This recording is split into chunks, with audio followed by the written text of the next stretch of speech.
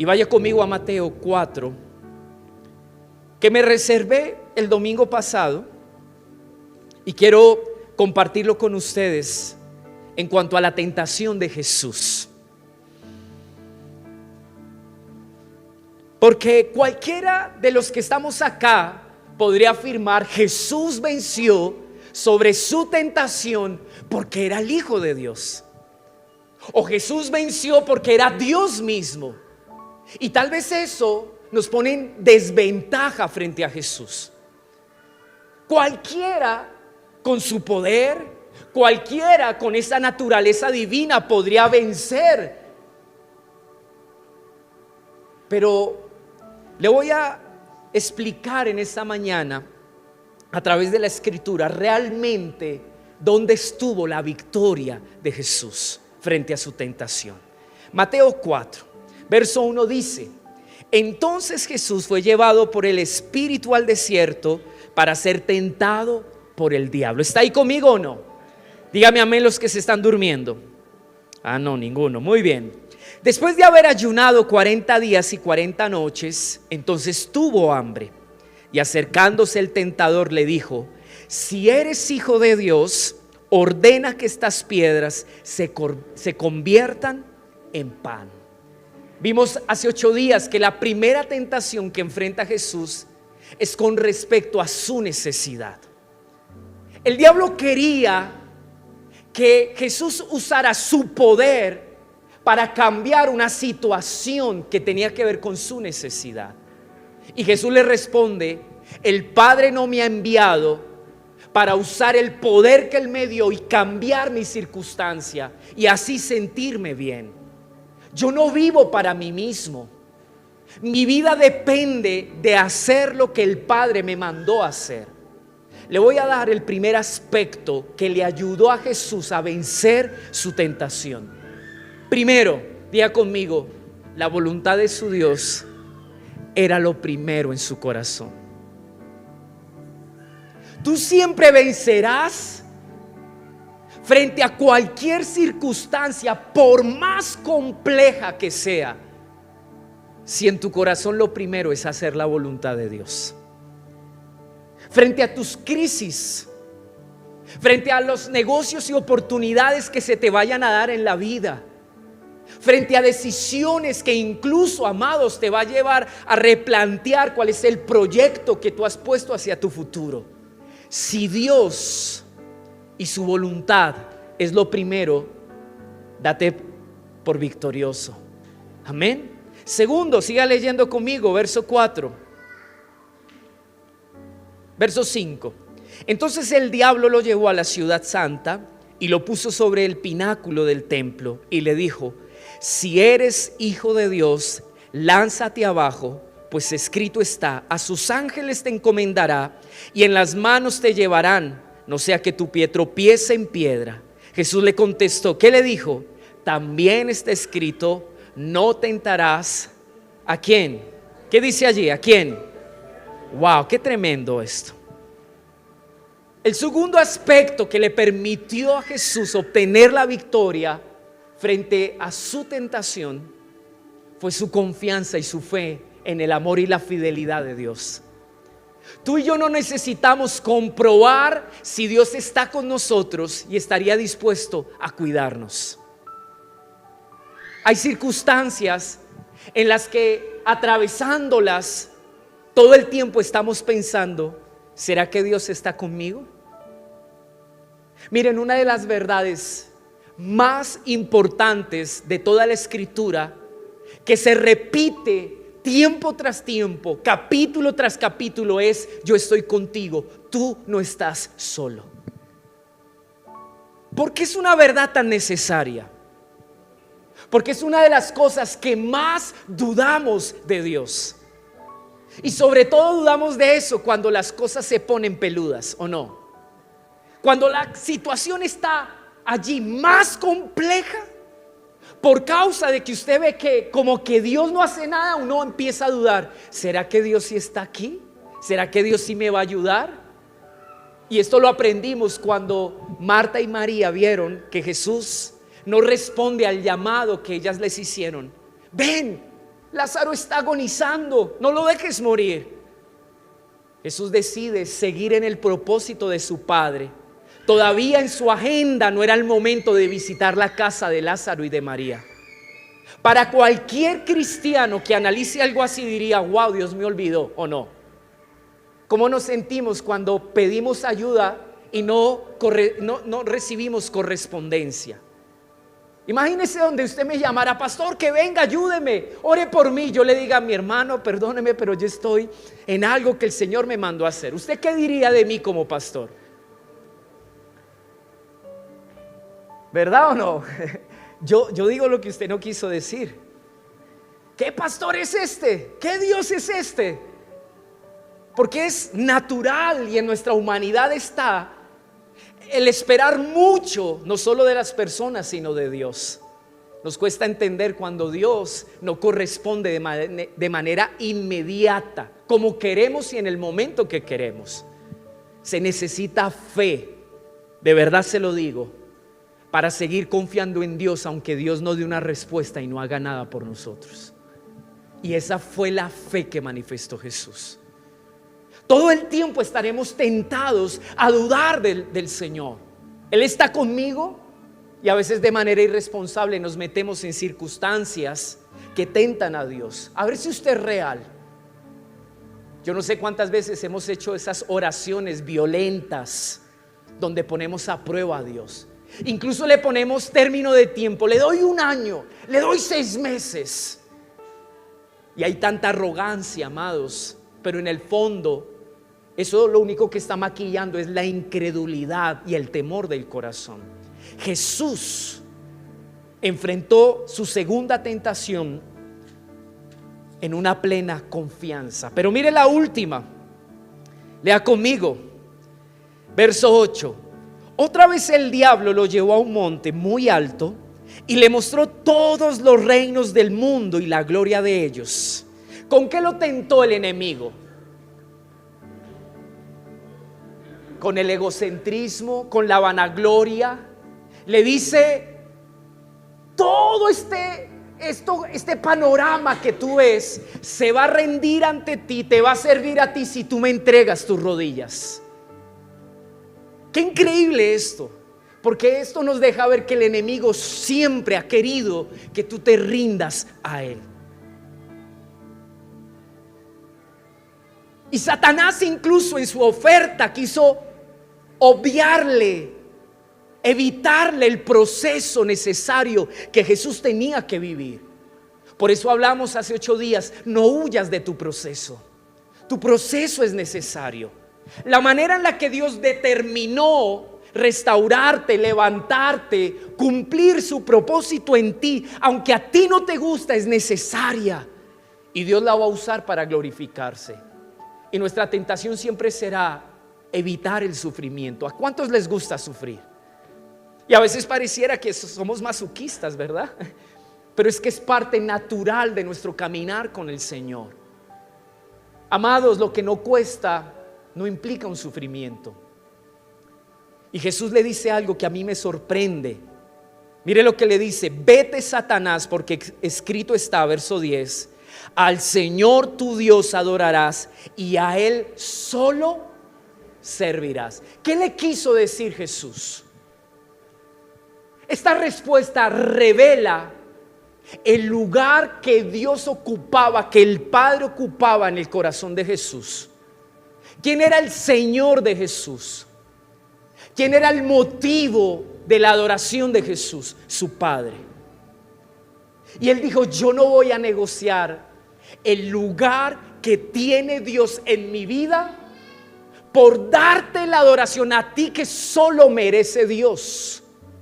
Es más, voy a ponérselo en estas palabras: ¿cuántos son agradecidos? Pero dígalo con libertad. Si usted no es una persona agradecida, tranquilo, no hay problema, vamos a trabajar en eso. Pero ¿cuántos en su forma de ser son agradecidos? ¿Cuántos les gusta dar las gracias? ¿Cuántos estiman a aquellas personas que han hecho algo importante en su vida? Es bueno ser agradecidos, ¿verdad? Yo entiendo algo. Preste atención a esto que es profundo y muy precioso. mi gratitud y mi actitud de bondad, de alegría, de buen trato hacia alguien que ha hecho algo por mí, me ha dado algo valioso, es como la adoración a Dios, porque ella reconoce en gratitud lo que Él ha hecho por nosotros. Voy a explicárselo mejor. Todos los días usted dice: Dios, gracias por la vida, ¿o no? Gracias por el pan que yo me como, gracias por la salud, gracias por guardar mi casa. De allí nace su adoración a Dios, el expresarle: tú eres bendito, tú eres grande, tú eres mi papá. Eso es lo que nos motiva a adorar al Señor. Satanás quería entregarle algo a Jesús de una manera distinta como Dios había planeado el propósito con Jesús. ¿Sabe para qué? Para que al recibir del enemigo, amados, Jesús de alguna manera se convirtiera o tuviera un compromiso de darle gratitud al enemigo.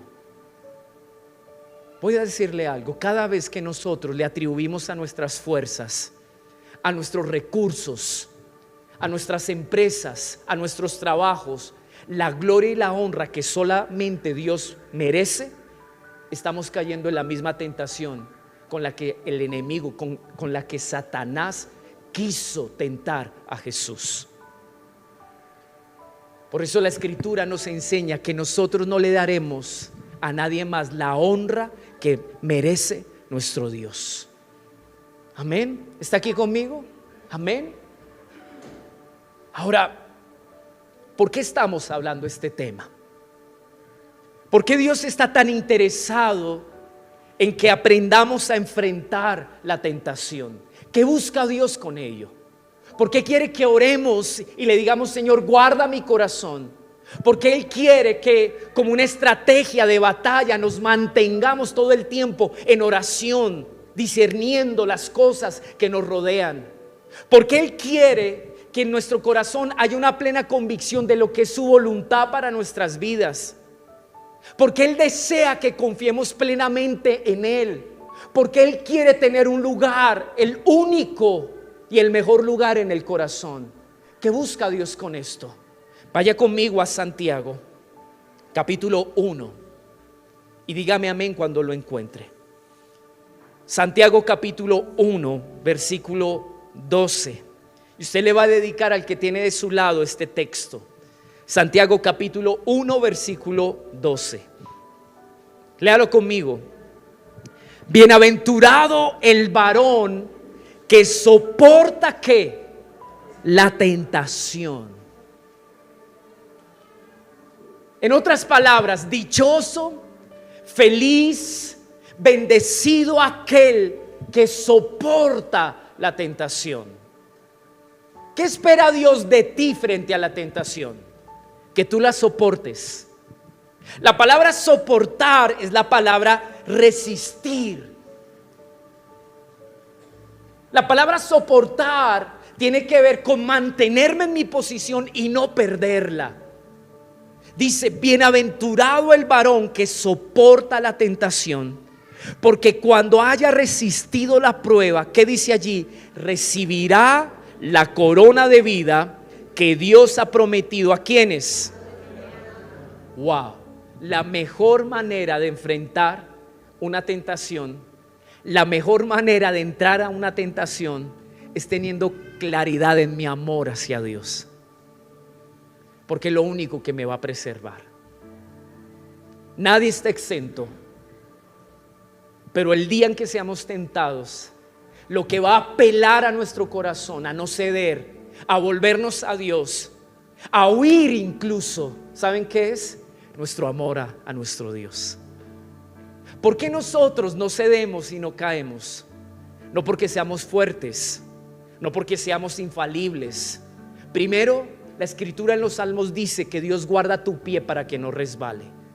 Segundo, porque es tu amor el que preserva lo que tú eres en el Señor. En otras palabras, a veces hemos caído, a veces nos hemos deslizado, porque nuestra relación con Dios, nuestro amor hacia Él no ha correspondido de la manera en la que Él se ha dado. Amén. Es fácil. Si usted está enamorado, amado, de su esposa, si usted está enamorado de su esposo, usted no va a ver quizás la tentación como un riesgo, porque en su corazón hay una determinación de amor. Nadie que no ama podrá mantenerse firme. Ahora, ¿por qué Dios permite la tentación? Porque en la tentación se prueba cómo está tu relación con Dios. No solo en la oración, sino si tú le has dado tu amor a Él. Amén. Entonces siga leyendo, mire que esto se pone bueno. Verso 13: que nadie diga cuando es tentado, soy tentado por Dios, porque Dios no puede ser tentado por el mal, y Él mismo no tienta a nadie. Verso 14: sino que cada uno es tentado cuando es llevado y seducido. ¿Por qué? Por su propia pasión, por sus propios deseos. Esto que le voy a explicar es muy especial. Satanás o el diablo solamente es el tentador, y él va a usar como cebo los deseos que hay en tu corazón. Él trabaja en proporción a los deseos que hay en tu corazón. El enemigo no puede obligarte a caer frente a algo en lo cual él te quiere seducir y engañar. Él va a usar lo que hay en ti, dentro de ti, tus deseos y tus pasiones, para motivarte e instarte a hacer lo que él quiere que tú hagas. Qué tremendo es esto. Quiere decir que enfrentar una tentación comienza en un acto de conciencia. Si usted quiere vencer y enfrentar de manera correcta la tentación, primero lo que hablamos ahorita, pero ahora con respecto a esto, sea consciente de aquellas cosas que combaten en su interior, y no nos engañemos. A veces somos buenos para maquillar aquellas cosas que están allí, y Dios necesita hombres y mujeres sinceros. Señor, voy a confesar y voy a reconocer que en mi corazón está este deseo. No lo oculto, no lo maquillo, lo expongo delante de ti. No permitas que por este deseo yo termine deslizándome. La mejor manera para vencer la tentación, amados, ¿saben qué es? Rendir los deseos del corazón a Dios. Y haga una lista en esta semana. Pregúntese qué cosas combaten allí en su interior, porque su peor enemigo ni siquiera es el diablo. Ese ya está vencido, y lo único que hace hoy en día es pataleo y ahogado. Su peor enemigo se oculta allí adentro. Pero eso nos da una posibilidad, una oportunidad muy grande. ¿Saben cuál es? Que todo el tiempo estemos rendidos en cuanto a nuestros deseos delante del Señor. Diga conmigo: entre mayor rendición, mayor victoria. Amén. Entre más hayamos muerto a esas pasiones y esos deseos, aún el enemigo puede presentar la imagen más espectacular para seducirnos, pero por nuestra parte no habrá la capacidad de corresponder, porque estamos muertos a esos deseos y a esas pasiones. Amén. Es como cuando usted, amados, y no sé si suena grotesco este ejemplo, le pasa un pedazo de carne jugoso del mejor corte, un baby beef de esos gruesos, jugosos, a un cadáver, y le dice: ¿le provoca? ¿Usted qué cree que le respondería? ¿Por qué? Wow. El enemigo puede pasarte por la cara la mejor oferta que él tenga, pero si tú has rendido y has muerto a tus pasiones, a tus deseos, allí estará tu victoria. El diseño y el plan de Dios no es estar sacándote como los niños que usted le dice: no meta los dedos al interruptor, y entre más usted se lo dice, ¿qué hacen? Dios no quiere estar detrás de niños inmaduros que no saben administrar las redes sociales en su celular y que tiene que incluso Dios hablar de tantas maneras para decirte: cuidado, porque la pornografía te puede destruir. Cuidado, porque la manera en la que estás mirando a esa mujer, lo único que está haciendo es abrir puertas para que el enemigo dañe tu casa. Si usted y yo en oración todo el tiempo estamos buscando al Señor, diciéndole: Padre, mira, yo no voy a esconder, yo no voy a engañarme a mí mismo, esta es mi realidad. Yo te pido, Padre, que todos los días, a través de tu verdad, a través de tu Espíritu Santo, tú me ayudes, como dice la Escritura, a hacer morir las obras de la carne. Para eso el Padre te dio al Espíritu Santo. Amén. ¿Está aprendiendo? Entonces, mire lo que dice el verso 15. Después, o sea, de superar esa tentación, dice, perdón, no, todavía no va ahí. El verso 15, mire cómo opera la tentación en el interior del hombre. Dice: después, cuando la pasión o el deseo ha concebido, da a luz el pecado, y cuando el pecado es consumado, engendra la muerte. Quiero hablarle de esto porque es importante. Voy a leerle el verso 13, 14 y 15 juntos para que usted entienda lo que quiero decirle. Que nadie diga cuando es tentado: yo soy tentado por Dios, porque Dios no puede ser tentado por el mal y él mismo no tienta a nadie, sino que cada uno es tentado cuando es llevado y seducido por su propia pasión. Después, cuando la pasión ha concebido, da a luz el pecado, y cuando el pecado es consumado, engendra la muerte. Note algo, hay un proceso. Yo no sé si usted se dio cuenta. Hay unas etapas aquí.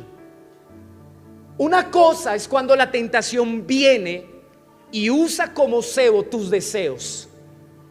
Hasta allí todavía la cosa no se ha puesto difícil, aunque es difícil. No se sienta mal cuando es tentado, siéntase mal cuando usted cede a la tentación, porque el vernos tentados no significa que hayamos cedido y dado lugar a que el pecado produzca algo en nuestro interior. Y esto se lo digo porque muchas veces, aún yo mismo en oración le he dicho: Señor, ¿por qué enfrento esta situación?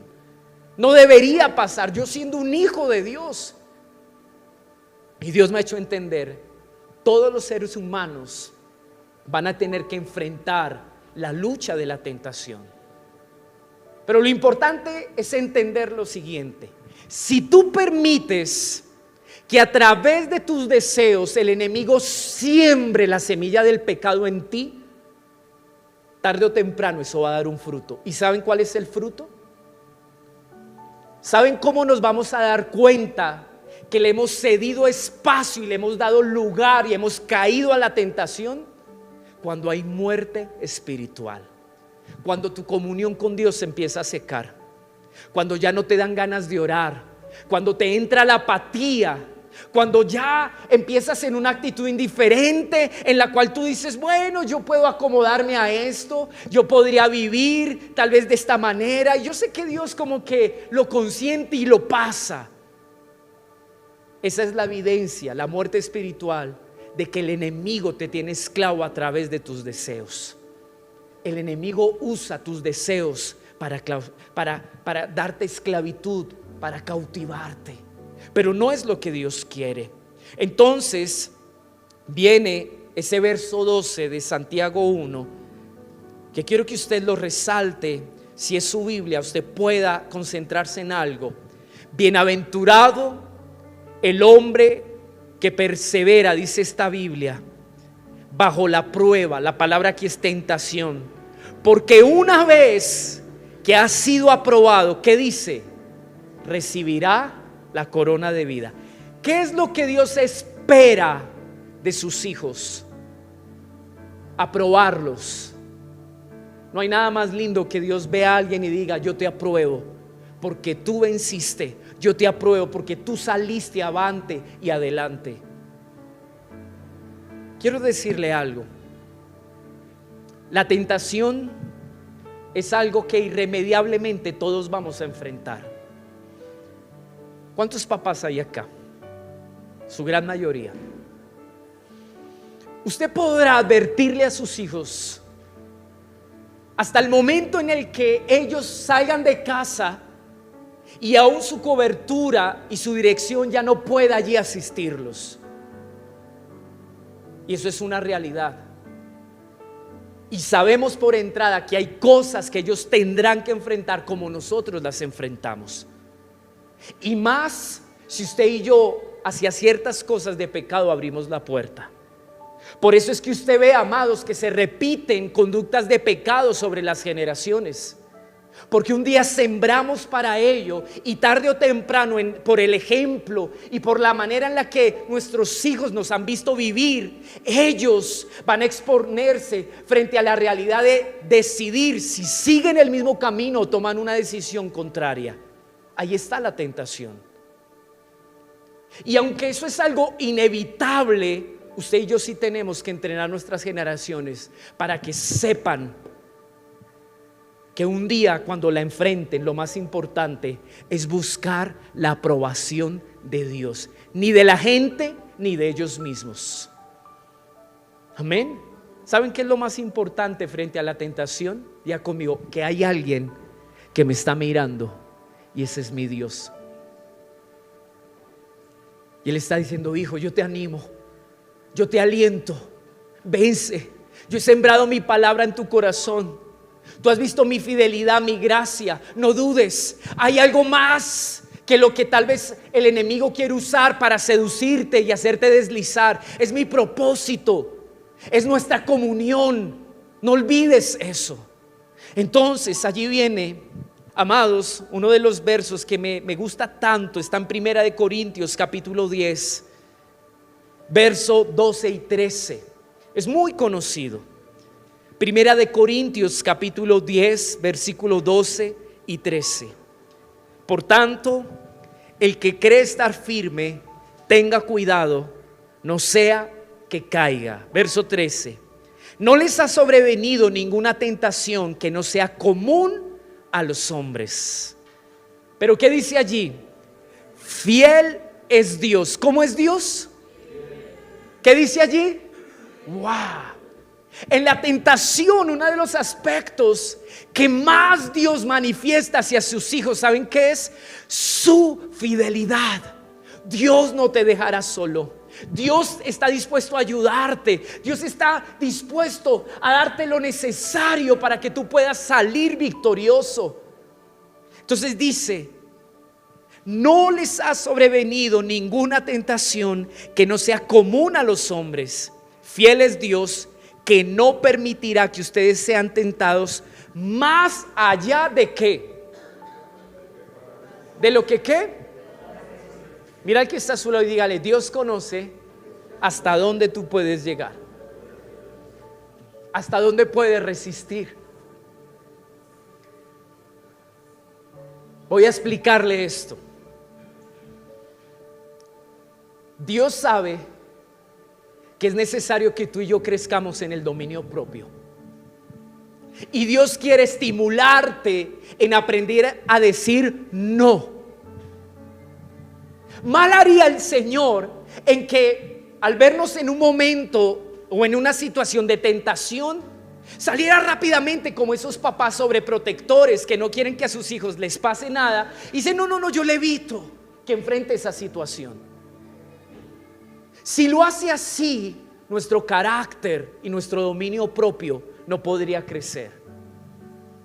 Entonces a veces Dios dice: primero, la tentación viene por causa de tus deseos. La tentación viene del diablo, no viene de mí. Pero la tentación Dios la permite con un propósito. Quiero ver cómo está nuestra relación, cómo está tu amor hacia mí, pero también quiero ver tu carácter. ¿Cómo estás? Amados, si nosotros no tenemos la capacidad de decirle no a un postre de 3 leches, Imagínese usted en otros planos.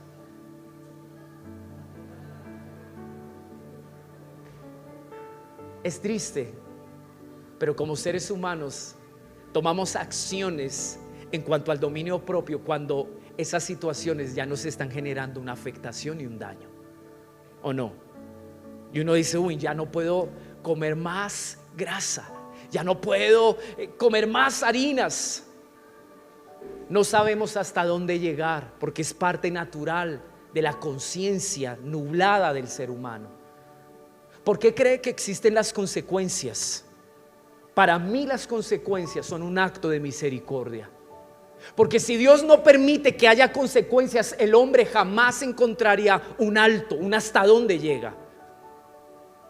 Las personas dicen, wow, dimensionan el daño y la grandeza de sus malos actos cuando ven que eso ha causado dolor. Dicen, yo tengo que hacer algo. Y Dios necesita que crezcamos en el dominio propio. No es lo mismo la tentación de alguien que ha crecido en su dominio propio que alguien, amados, que en esa parte no ha permitido que Dios haga una obra. Por eso yo les puse en ejemplo hace 8 días. Imagínense si Sansón hubiera enfrentado la misma tentación de José en la casa del Potifar.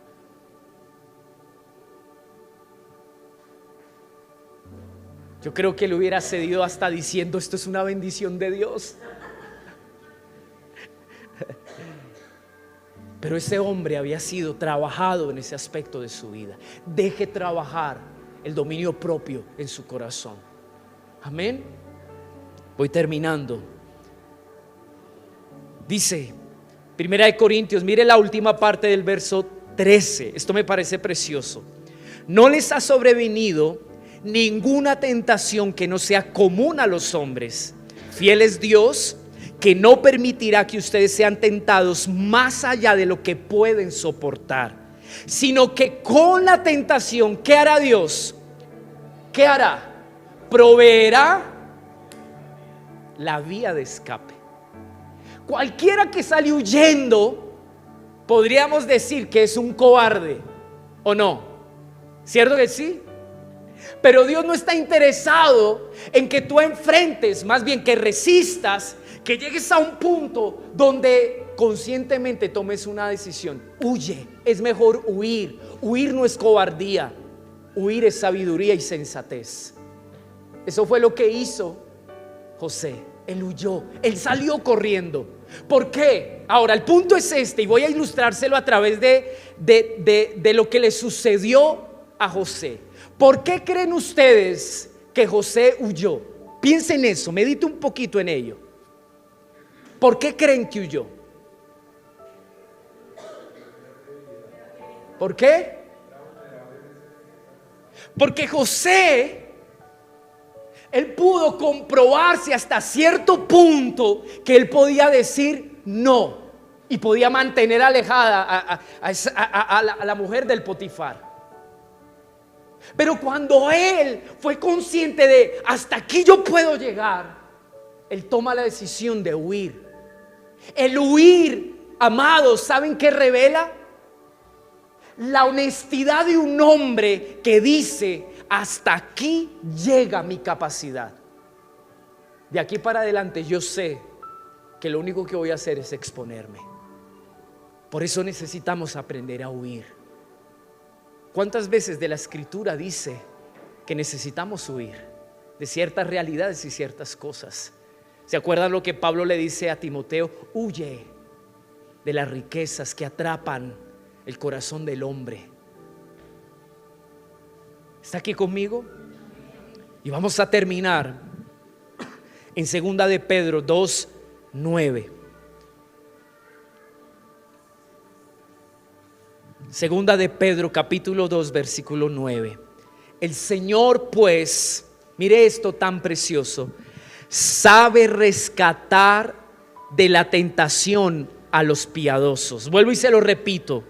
El Señor pues sabe rescatar de la tentación a quienes, a los piadosos, y reservar a los injustos bajo el castigo para el día de juicio. Voy a leerlo en la Nueva Traducción Viviente, que es una versión de la Biblia un poco más sencilla de comprender. Como ven, verso 9, en esta versión dice: el Señor sabe rescatar de las pruebas a todos los que viven en obediencia a Dios.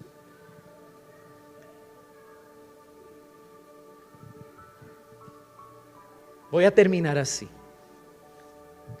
¿Cuándo veremos la respuesta de Dios como una salida a la tentación? Piensen en eso.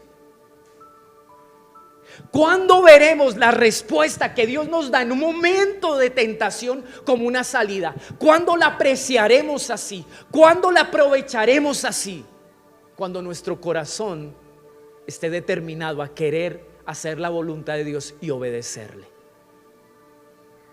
Para el que no quiere obedecer a Dios y no le importa su voluntad, las salidas que Dios le ofrece en un momento de tentación más bien es una distracción.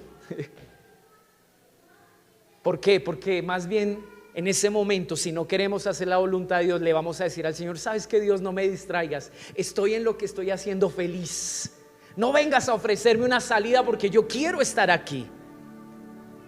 ¿Cuándo la respuesta de Dios en medio de una tentación se vuelve una salida? Cuando yo he determinado obedecerlo a Él en medio de mi tentación. Por eso la Escritura dice: sabe Dios librar a los piadosos.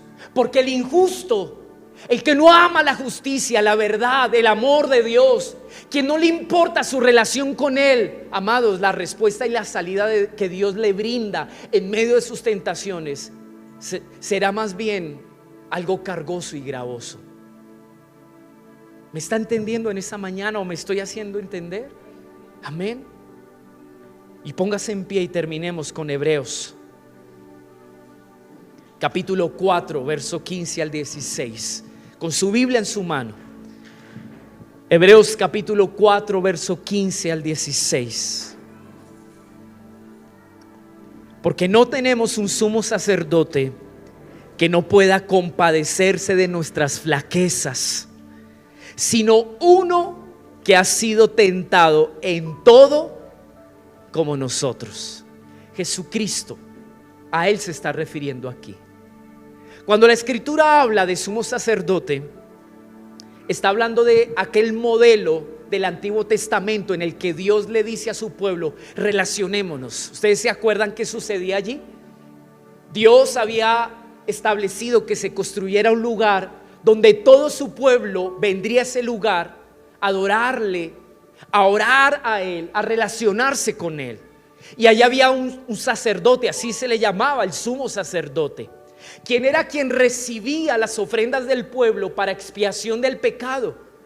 Entonces él recibía los corderitos, las palomitas, los bueyes, los sacrificaban en un altar, y a través de eso, amados, se representaba cómo un pueblo quería reconciliarse con Dios, y a través de la sangre de esos sacrificios, Dios de manera representativa extendía perdón a su pueblo. En el Nuevo Testamento, con la aparición de Jesucristo, con la intervención de Jesús, el enviado por el Padre, la Escritura dice que Él es la ofrenda, el Cordero de Dios, que se ofreció para redimirnos, para perdonarnos. Pero también a la vez, ¿saben qué es Jesús? Nuestro sumo sacerdote. Voy a explicarle algo. Cuando el pueblo de Israel llegaba al tabernáculo o al templo con sus ofrendas, se acercaba al sumo sacerdote y le decía: mira, aquí está mi ofrenda. Confesaban sus pecados. Decían: esta semana hice esto, hice aquello, le fallé a Dios en estas áreas de mi vida. Esta es mi ofrenda porque yo quiero la amistad con Dios. Yo no quiero que mi pecado me aleje de Él. Entonces ofrecía al sacerdote esa ofrenda en representación del pueblo, y en la oración el sacerdote, cuando entraba al lugar santo y santísimo, decía: Padre, acabé de estar allí afuera en el altar junto a todo este pueblo. Todos trajeron su intención de querer buscar tu perdón, y que tú los redimieras. Ahora perdónanos, límpianos, ten misericordia.